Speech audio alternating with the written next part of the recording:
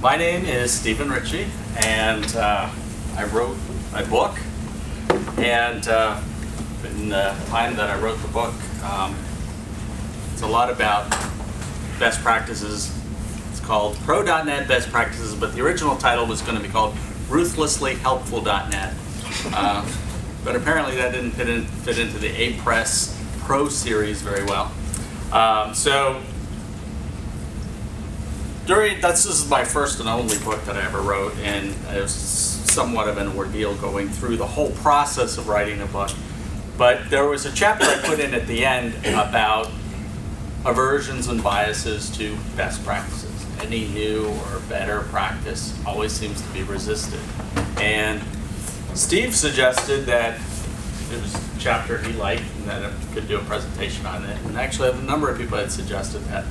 So this is the first presentation of what I had put together on the topic of biases and how they relate to following practices, patterns of practices.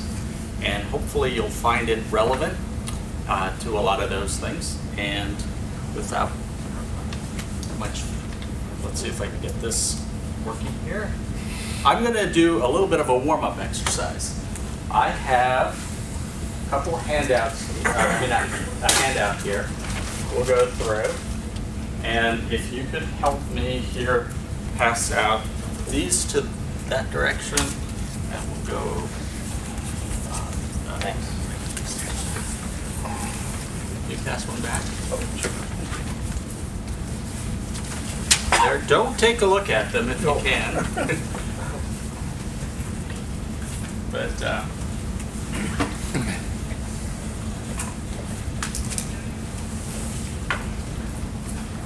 anybody not have a handout? I need one.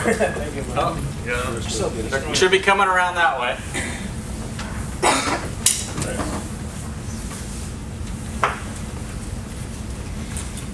Okay, so on the handout are 2 clues, and I'm going to give you the third clue first.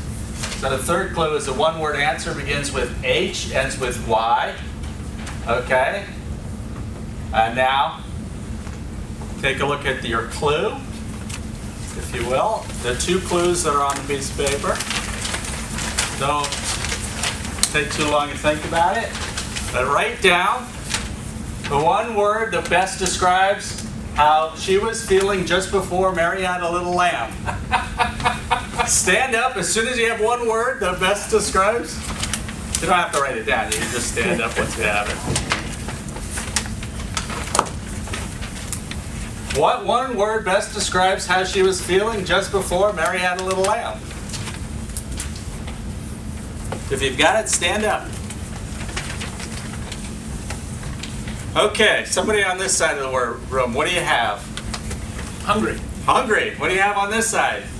Hungry. Hungry. Happy. Happy. Hungry? Hungry. Happy. Anybody else on this side have happy? Hungry. Hungry? I'm looking at the lamb chops here, so. What do you have over here? Hungry. So we got 2 sets of clues, right? We've got somebody show me the lamb chop. Who's got a lamb chop? Right? And who's got? What do you guys have? Just the lamb. Just the lamb. You have a Still lamb, got hungry. Right? So what do you have on the first clue? Blues Clues. Blues Clues, right? Puts you in a nursery rhyme mentality, right? And on this side, what was your clue? Comedy Central. Comedy Central. So you're going to think of something unexpected. Anybody have hostility? No vegetarians or vegans in the room? Right? Revulsion would have been, possible thing, right? Especially if you pick up the whole point of this exercise is that we all have cognitive biases. And these are basically, everything is a subjective perspective. If you are influenced by your context, your environment, your experiences, you're going to see something differently. So if you are thinking of eating lamb, when somebody says Mary had a little lamb, you might be thinking not of the nursery rhyme, but of actually somebody having a lamb chop. Let me just give you a personal story here. When I first started developing software, it was in the late 80s, and I was working on software for anti-submarine warfare.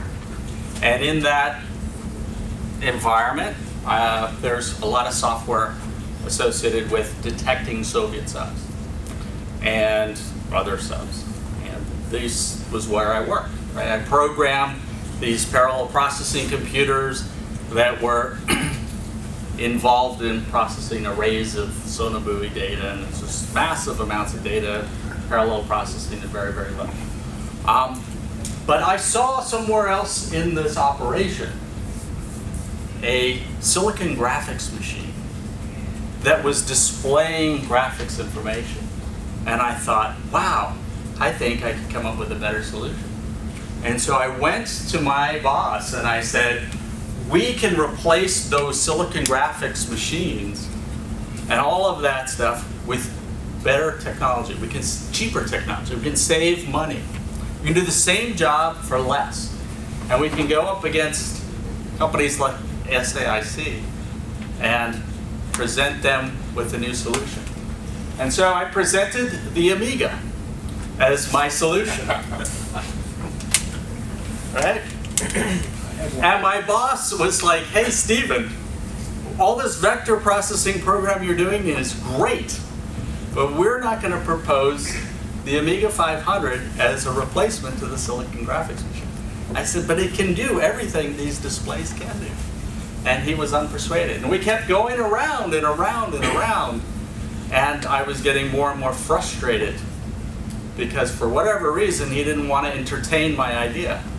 And at one point, after many months of this, he said, Stephen, it's just a toy. We cannot go to the Navy and say we're going to give you this. It's a toy, and we can't do that. I was crushed. I was crushed. And what I was suffering from is sometimes a cognitive bias associated with a guy named Semmelweis, and it's the Semmelweis reflex, right? What I was getting in response from Jeff was, nah, not interested. So who is Semmelweis? Well, Semmelweis delivered babies in Vienna in the mid-1800s. And he had come up with some interesting, he faced a problem. His problem was this thing called childbed fever. Women were suffering fever in the maternity wards. Up to about 30% of the women in the maternity ward were dying. And he noticed something that in a neighboring hospital, it had a mortality rate of a much more moderate 7.5%. So he was a scientist as well as a doctor, and he said, let's apply the scientific principle, come up with some sort of way to determine what's going on. And he came up with this interesting hypothesis that between the morgue and the delivery room, let's disinfect. Yeah. He went through some experiments and proved that these simple practices could drop his mortality rate in his maternity ward to under 1%. Okay? He came to a conclusion that the lack of cleanliness amongst doctors caused death. So the headlines at that time read, 1847 headlines where a physician makes amazing discovery. We have an easy to implement, easily proven way to save lives. And we all know who Dr. Semmelweis is, right?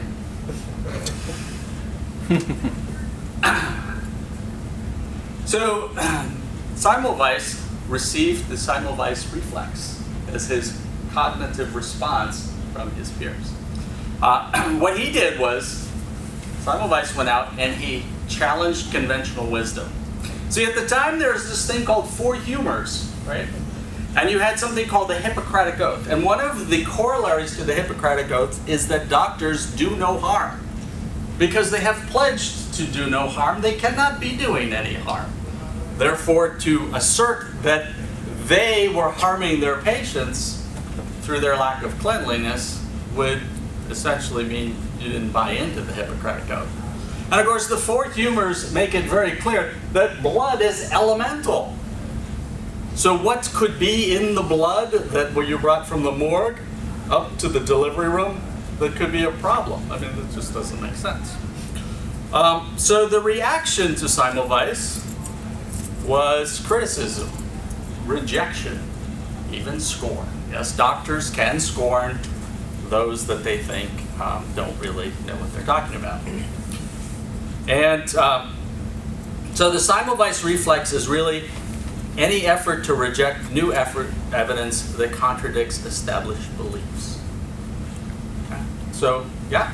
Professor Ohm actually proposed Ohm's law, and the exact same reaction amongst his colleagues. Nobody could believe it was so simple. Yeah. Just a simple multiplication relationship. And they criticized him and hounded him so much, he resigned his chair and retired. And then, of course, years later, they figured out that that's exactly how it works. That's right. He was experiencing the Semmelweis reflex. Okay. Let's talk about things like preaching heresy, right? Let's go out and say,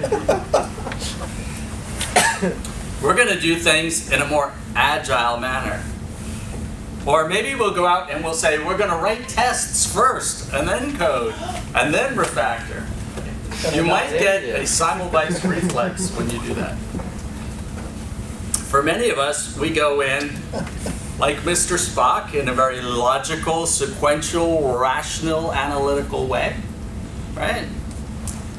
But sometimes we're actually coming across as a little bit more like pointing out faults and really sort of hitting people at a level that they don't really enjoy.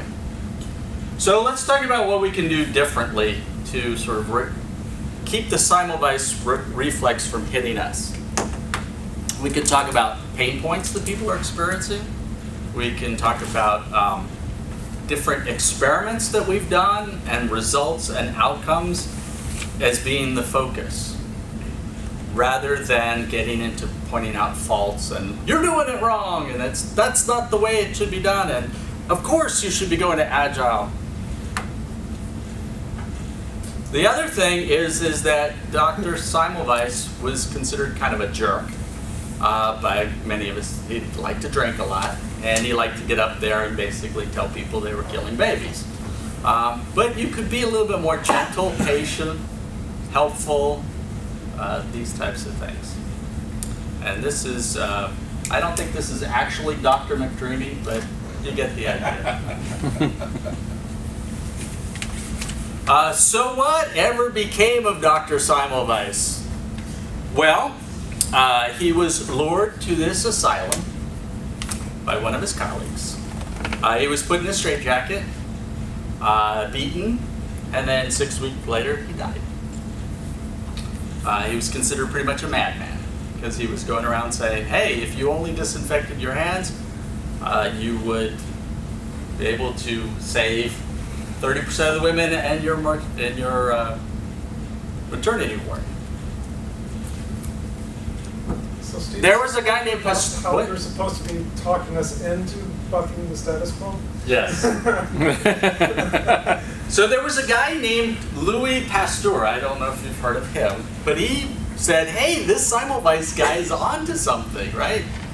And he went in and he took an approach to develop what we now know as the germ theory, right? He went in and he said, there's got to be something to it. And he did this, and he did that. He did a lot of experiments and focused on results and outcomes.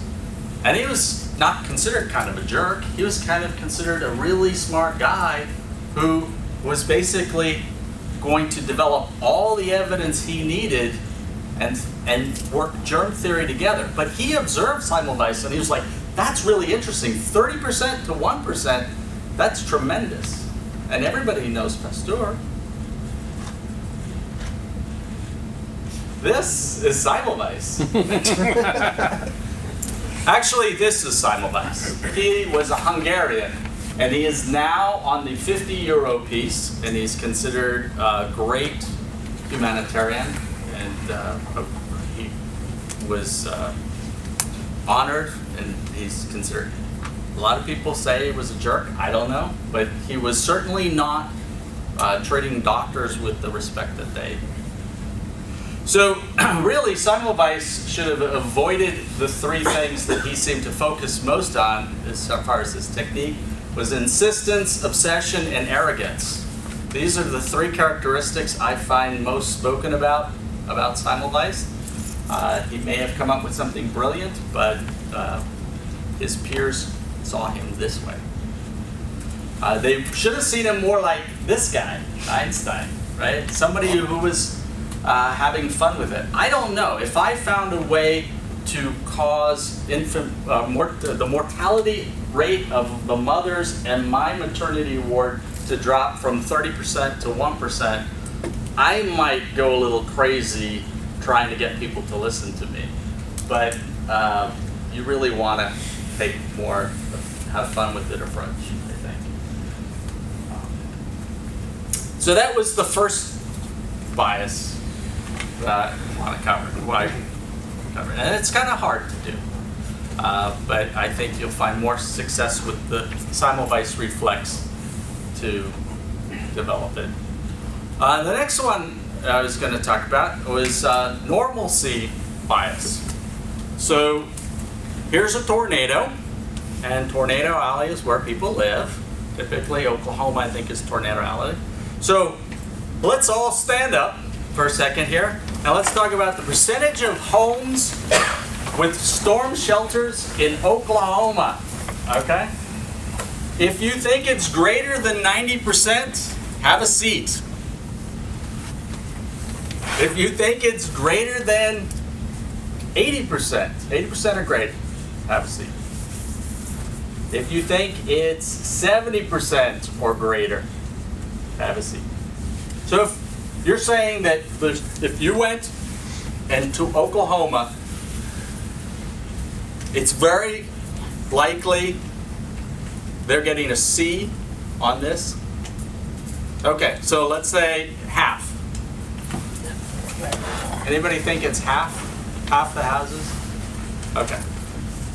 So the rest of you that are standing here saying it's a coin toss. If you had to find a house in Oklahoma from this tornado, you got a 50-50 shot of making it in a house with a storm shelter. Okay. How many of you think it's below 25%? Keep standing. The rest of you sit down. Really? You think it's going to be that? Right? Your Tornado Alley here. You're saying there's going to be less than 25% of the people who are going to have invested in a storm shelter. Okay. How many people think it is 10% or less stays dead? Okay. Okay. I don't have a lot of data on this, but in the Oklahoma City area, perhaps 10 to 20% of homes have some kind of formal shelter, is one piece I found out. Another quote I found was, unfortunately, people prefer swimming pools rather than storm shelters.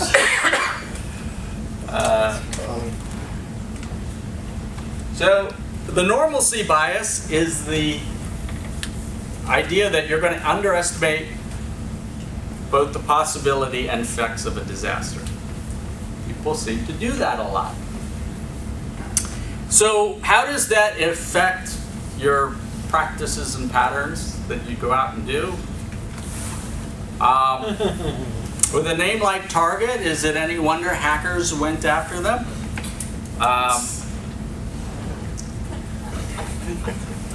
There are a lot of great ways that you can go out. You can deal with, you can go about security from a development lifecycle perspective, from the beginning requirements, security and privacy requirements, all the way down to how you deal with an incident. The normalcy bias often reflects in, why are we worried about security? We haven't had a problem up until now, right? That's invariably the response after the day before the problem, right? So Microsoft has seen dramatic improvements in this. Do we think everybody's out there doing security development life cycles today because of this? You can show a lot of no, it's invariably a bias that prevents people from doing today what they don't think will happen tomorrow. The probability of these things happening tomorrow. But Microsoft, over the years, found that if they did a security development lifecycle, Windows XP and Windows Vista had very different vulnerabilities. And SQL Server 2000 to 2005 had very different vulnerabilities. My understanding is that Microsoft is very security development lifecycle focused in the products they build, because they're tired of not dealing with this problem. They didn't want to go through the normalcy bias every time they built an operating system or anything. They broke that chain. And they did it in many of the same ways that Six Sigma operates. You basically go define the problem. So we want to deal with security and privacy. We go out and measure things. We analyze things. So we might measure something through static code analysis. We'll analyze the result. We'll triage. We'll improve. Then we might put in some monitoring things in your code. You might see this through things like FXCOP, and you might see this through performance testing and other things like that. So that's the normalcy bias. You have to go through some sort of process that essentially comes up and says, let's go through and deliberate this. And typically, this is the cycle I recommend for most teams. Some sort of say, hey, let's go measure this.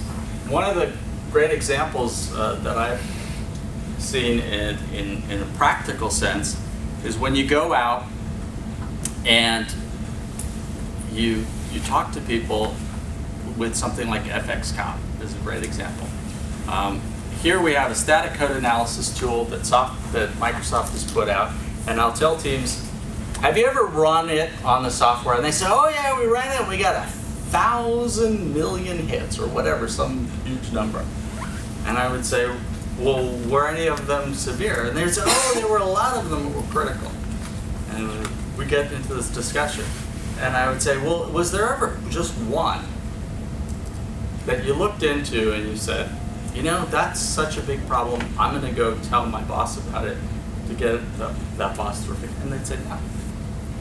And so what we would do is we would sit down and go through, and I'd say, let's just wade through this till we find one thing. And invariably we would. We would find one thing we needed to go fix because it was such a problem, and oftentimes it was something causing a memory leak or some other thing. And so a lot of this work in here is really in this analyzing the data, improving that one thing, and then trying to figure out how to control that one thing. Instead of dealing with the entire mass of the thousands of problems, is really trying to focus just on one narrow thing. It was worth going to the boss and saying, we got to fix this one problem. We found the memory leak through this static code analysis. Okay, another cognitive bias is the ambiguity effect. And this idea can be kind of illustrated in this numbering. How many people recognize this font? Okay, what is this font? Where did it come from? Where do you see it? It's Micro. What? It's Micro. It's Mike, that's the actual name of it, yes. Where do you find it? Checks. Okay, and why don't they use Arial on there? Does anybody know that? Do they want computers to go to read? What? OCR. Yeah, OCR. In the early days of OCR, right? They developed a prototype, and the prototype used this font. It turns out that they were probably like a week away from getting it to use just ordinary fonts, right? But management said, ship it. Right? They want to just go with it, right? And it's been this way ever since. Right? They don't need to use this. I mean, I'm sure OCR has gotten good enough now that you use pretty much any font on there. But there's less ambiguity in this because they've seen it work. Management's like, it's working, okay, boom, let's go with it. Right, push it into production. The punch card, right? I don't know how long the punch card stayed around. It stayed around for a long time. But I dug up this quote, right? It would be excessively costly to IBM to quickly introduce more modern machinery using electronics and magnetic tape instead of relays and punch cards. So let's stay with the relays and punch cards because we don't want to get into anything that is ambiguous. And so we are going to favor an option where the outcome is known over one where the outcome is unknown. Okay. See, there could be a lot of problems with those electronics and magnetic tape. Don't necessarily. But we're going to stay with the tried and true relay and punch card. Better the devil you know, Better the devil you know. even if it's slow. Okay, so I've got some index cards and some writing utensils. We'll do another exercise here. Go one way with that. Punch card was invented in the 1880s Yes. because they realized as they were trying to tabulate the 1880 census, and it was rapidly approaching 1890, they knew if they didn't have something better, they were You out of know, luck. you can use your paper in front of you. I don't know that you necessarily have to Is it use just it. for our reference? Or Yeah, it's just for your reference. Okay, so just write three examples of where an old and adequate is being used over new and better, or tried and true over possibly better, or always done it over unprecedented, those types of things in your experience. Have you ever seen decisions made where we're going to stick with what we know over what has some ambiguity associated with it?